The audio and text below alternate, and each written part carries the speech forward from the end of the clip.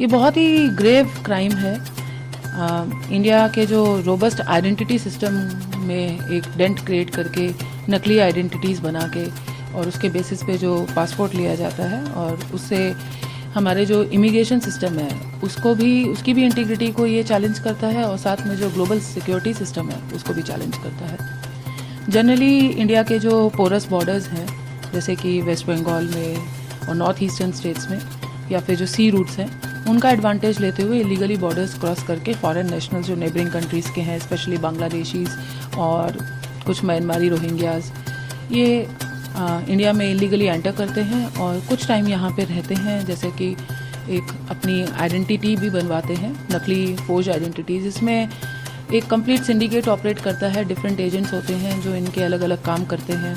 कुछ इनको forge identity documents जैसे कि बर्थ सर्टिफिकेट हो गया या फिर आपका आधार कार्ड हो गया, इलेक्टोरल वोटर आईडी कार्ड्स हो गए और इस तरह के डॉक्यूमेंट्स प्रोवाइड करते हैं इनको और उसके बेसिस पे ये फिर अपना पासपोर्ट ऑब्टेन करते हैं और फिर ये अपना ट्रैवल करना कहीं भी बाहर की कंट्रीज़ में। एक्चुअली इंडिया की ग्लोबल क्रेडिबिलिटी बहुत ज़्यादा है। इंडियन पासपोर्ट पे जनरली फॉरेन कंट्रीज़ वीज़ा आसानी से दे देती हैं, which is unfortunately not the same in case of other countries.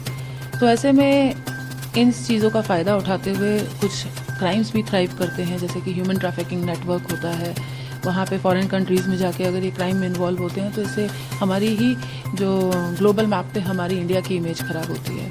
तो इन क्राइम्स की सीरियसनेस और ग्रेविटी को देखते हुए आईजीआई एयरपोर्ट पुलिस की टीम ने इस तरह के जो सिंडिकेट्स ऑपरेट कर रहे हैं, इस तरह के जो स्कैम्स हैं उनको बस्ट किया है और अपने स्ट्रैटेजिक ऑपरेशन से डिफरेंट सिटीज़ में जाके, चाहे वो वेस्ट बंगाल हो, चाहे त्रिपुरा हो या फिर जो नेपाल की बॉर्डरिंग स्टेट्स हैं, वहाँ पे जाके काफ़ी दिन हम लोगों को टीम्स को स्टेशन करना पड़ता है इन एजेंट्स को पकड़ने के लिए। बहुत ही टायरसम एफर्ट्स के साथ, अपने पेन स्टेकिंग एफर्ट्स के साथ अच्छे रिजल्ट्स अचीव हुए हैं।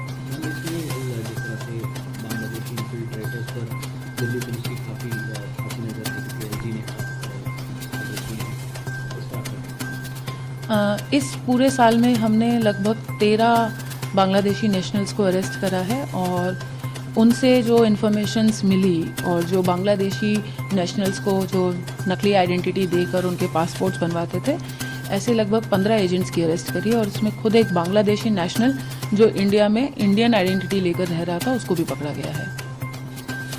तो इस प्रकार की काफ़ी अरेस्ट आई हैं और अब अभी काम भी चालू है। काफ़ी और हमें वाइटल क्लूज़ मिले हैं। हम लोग जो पासपोर्ट के लिए जो ये एप्लीकेशंस देते हैं, जो पेस्टिंग फाइल्स होती हैं पासपोर्ट ऑफिस से, उसको भी लेकर हम लोग एग्जामिन कर रहे हैं। अभी काफ़ी क्लूज़ हैं और उम्मीद है आगे भी और अरेस्ट होंगी।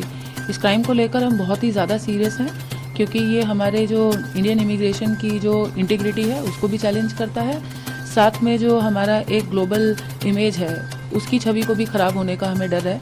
तो इस चीज़ों को माइंड में रखते हुए हम इन क्राइम्स के ऊपर ज़्यादा सीरियस हैं। इसमें म्यांमारी रोहिंग्याज हैं और नेपालीज़ भी हैं, अफ़गानीज़ भी हैं।